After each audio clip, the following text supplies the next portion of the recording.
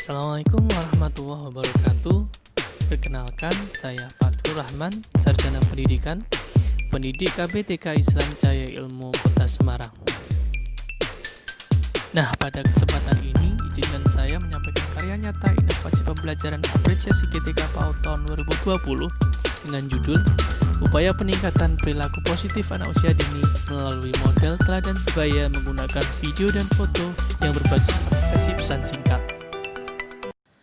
Presentasi karya nyata ini mempunyai 3 bagian utama. Yang pertama, latar belakang, inovasi yang dilakukan, dan hasil.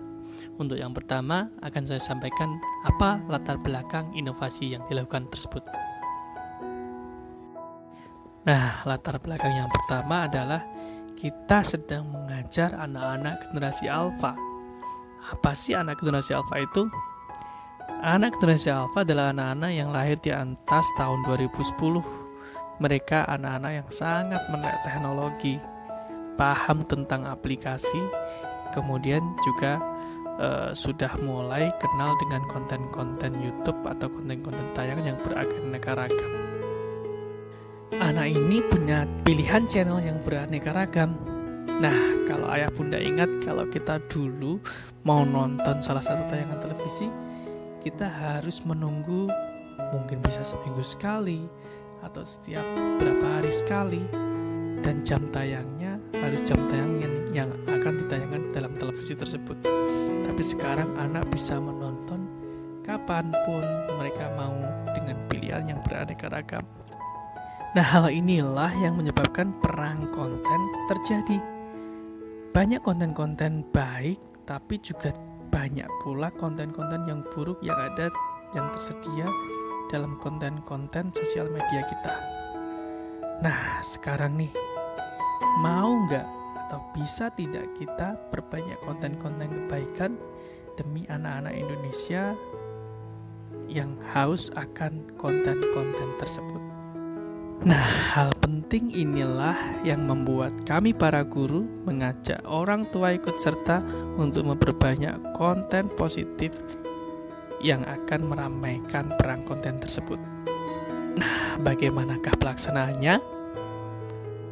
Pertama, siapkan grup WA bersama orang tua.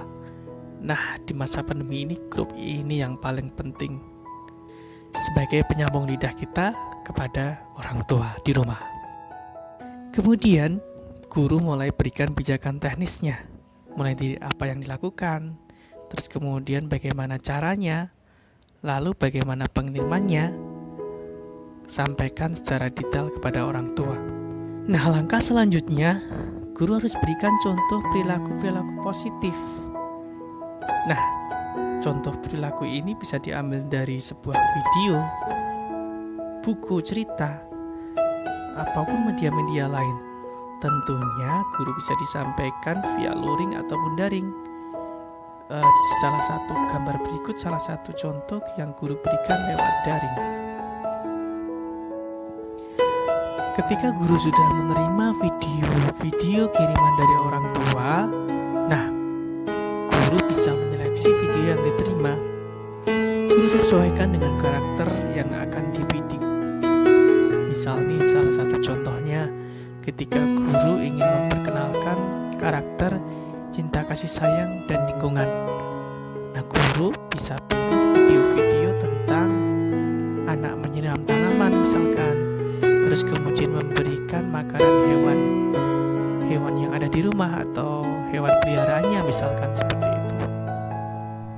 Nah, kemudian di pertemuan berikutnya, guru bisa mengajak anak-anak untuk bersama-sama menonton videonya di kelas daring. Jadikan anak sebagai salah satu narasumber cerita. Biarkan anak menceritakan apa sih yang dilakukannya, terus kemudian kenapa sih kakak melakukan hal tersebut. Nah, ini tentunya punya fungsi dan maksud tertentu. Apa saja ya kira-kira ya? Yuk kita lihat apa hasil yang akan didapat oleh anak. Dan langkah terakhir yang tidak kalah penting adalah sosialisasikan ke media sosial sekolah, baik mading maupun sosial media yang ada, yang dimiliki orang tua maupun sekolah. Berikan Berikut beberapa hasil dan dampak penggunaan inovasi model sebaya yang setelah dilaksanakan. Yang pertama tentunya munculnya perubahan perilaku positif. Hari ini diperlihatkan dalam salah satu angket perubahan perilaku yang kami kirimkan kepada orang tua. Nah, kemudian yang kedua, menumbuhkan kepercayaan dan kebanggaan diri anak. Karena anak menjadi model, terus kemudian anak juga diberikan kesempatan tadi untuk mempresentasikan di depan teman-temannya, otomatis kepercayaan diri anak akan tumbuh. Dan harapannya anak menjadi termotivasi untuk selalu melaksanakan kegiatan tersebut. Manfaat selanjutnya memperkuat kerjasama dan sinergi antara guru dan orang tua. Karena konten-konten perilaku positif tadi yang ada di rumah tidak akan muncul, tidak akan bisa kita pakai sebagai bahan pembelajaran jika orang tua tidak mampu bekerja sama dalam menyediakan konten-konten tersebut. Kemudian manfaat selanjutnya adalah suasana kelas yang berlomba-lomba pada kebaikan. Nah, bayangkan jika satu anak melakukan kebaikan, terus kemudian anak yang lain termotivasi dan ingin, "Ma, itu Kak Zahra bisa ngepel lantai, aku juga pengen bantu Bunda ngepel lantai ya." Boleh, Kakak hati-hati ya, nanti jangan sampai ada terpeleset, misalkan seperti itu. Manfaat berikutnya, referensi konten perilaku positif menjadi berlimpah. Bayangkan bila satu orang tua men-share perilaku positif anaknya di akun TikTok, Instagram, Facebook, dan dilihat oleh seluruh orang tua lain atau temannya, pasti akan menjadi referensi konten yang berlimpah untuk anak yang lainnya. Sekian dan terima kasih, semoga bermanfaat. Assalamualaikum warahmatullahi wabarakatuh.